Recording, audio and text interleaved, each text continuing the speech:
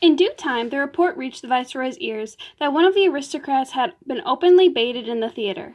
He summoned the Procoli to the palace, ordered her to call upon the Marquesa to apologize. The troupe was to be made barefoot and in a black dress. Camilla argued and fought, but all she gained was a pair of shoes. The viceroy had 3 reasons for insisting. In the first place, the singer had taken liberties with his court. Don Andreas had contrived to make exile endurable by building up a ceremonial so complicated it could be remembered only by a society that had nothing else to think about. He nursed his little aristocracy, and his minute distinctions in any insult paid Marquesa was an insult to his person. In the second place, Don Maria's son-in-law was an increasingly important personage in Spain, laden with responsibilities of injury to the viceroy, nay, with the possibility of supplanting him. The Conde Vincenze d'Aubert must not be vexed, even though with his half-wit mother-in-law. Finally, the viceroy was delighted to humble the actress. He suspected that she was deceiving him with a matador, perhaps an actor. Between the flattery of the court and the inertia of the gout, he could not quite make out who it was. At all events, it was clear that the singer was beginning to forget that he was one of the first men in the world. The Marquesa, besides not having heard the scurrilous songs, was in other ways unprepared for the actress's visit. You should know that after the departure of her daughter, Don Maria had lighted upon certain consolation. She had taken to drinking. Everyone drank shata in Peru. There was no particular disgrace in being found unconscious on a feast day.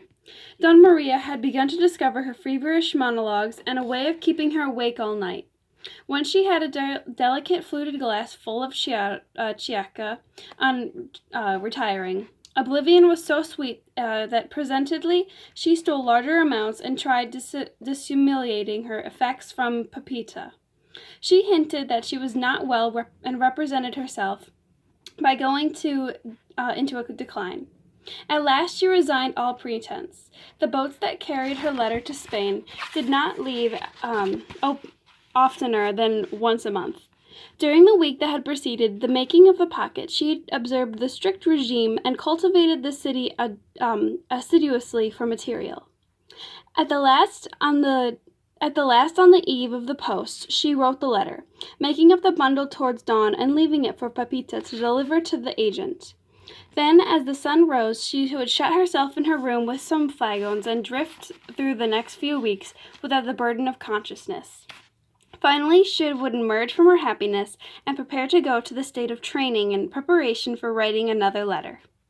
Thus, on the night following the scandal in the theater, she wrote letter 22 and retired to her bed with a café. All next day, Pepita moved about the room, glancing anxiously at the figure on the bed. The next afternoon, Pepita brought her needlework into the room. Marquesa lay staring at the ceiling with wide-open eyes, talking to herself. Towards the dusk, Pepita was to call to the door, and informed the Procoli had come to see the mistress. Pepita remembered the theater very well, and sent back word angrily that the mistress had refused to see her. The man carried the message to the street door, and returned awestruck with the news that Signora Procoli was armed with a letter from the viceroy, presenting her to the lady. Pepita tiptoed to the bed and started talking to Marquesa. The glazed eyes moved the girl's face. Pepita shook her gently. With great effort, Donna Maria tried to fix her mind on what was being said to her. Twice she lay back, refusing to seize the meaning. But at last, like a general calling together in the rain, and by the night, the dispersed division of his army, she assembled memory and attention and a few other faculties, and painful pressing her hand to her forehead, she asked for a bowl of snow. When it was brought to her, she long and drowsily pressed handfuls of it against her temples and her cheeks. Then rising, she stood for a long time, leaning against the bed and looking at her shoes. At last she raised her head with a decision. She called for her fur-trimmed cloak and veil. She put them on and tottered to her handsome reception room, where the actress stood waiting for her. Camilla had intended the perfunctory, if possible imprudent, but now she was struck for the first time with the dignity of the old woman. The mercer's daughter could carry herself with all the distinction of the Monmentors, but when she was drunk, she wore the grandeur of hibica. For Camilla, the half-closed eyes and the air of weary authority, and she began almost timidly. I come, Senora, to make sure that you could not have misunderstood anything I said on the evening that your Grace did me the honor to visit my theater. Misunderstood? Misunderstood? Said the Marquesa. Your Grace may have misunderstood and thought that my words were intended to be disrespectful to your Grace. To me? Your Grace is not offended at her humble servant? Your Grace is aware that a poor actress in my position may be carried beyond her intentions? That it is very difficult, that everything... How can I be offended, Senora? All that I can remember is that you gave me a beautiful performance, and that you are a great artist. You should be happy. Happy! My handkerchief, Pepita.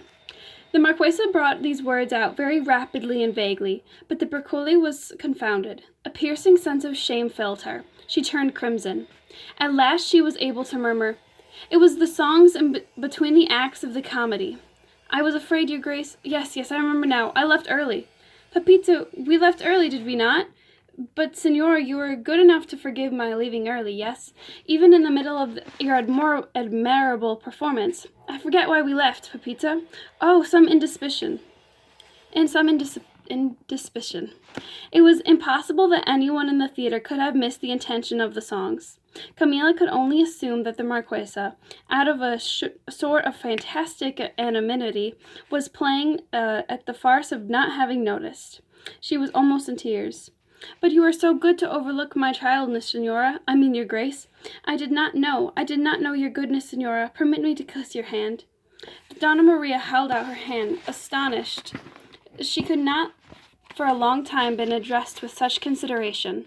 Her neighbors, her tradespeople, her servants, even Pepita lived in awe of her, and her very daughter had never approached her thus. It induced a new mood in her, one that must be very likely called Madulin. She became loquacious. Offended at you, my beautiful, my gifted child? Who am I, an unwise and unloved old woman, to be offended at you? I felt my daughter as though I were, what says the poet, surprising through a cloud of the convention of angels.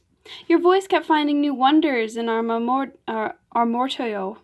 When you said, oh no, Don Juan, si mi ama estimas, y la fea suega es necia. I don't speak Spanish. Find the book. Read it to yourself. And so on. It was so true. And what the gesture you made at the close of the first day.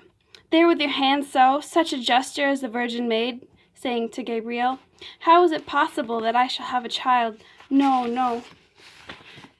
You will begin to have resentment at me, for I am going to tell you about the gesture that you may remember to use some day. Yes, it would fit well into the scene where you gave your Don Juan de Lara. Perhaps I should tell you that I saw it, made one day by my daughter. My daughter is a very beautiful woman, everyone thinks. Did you know my Don Clara, Senora?"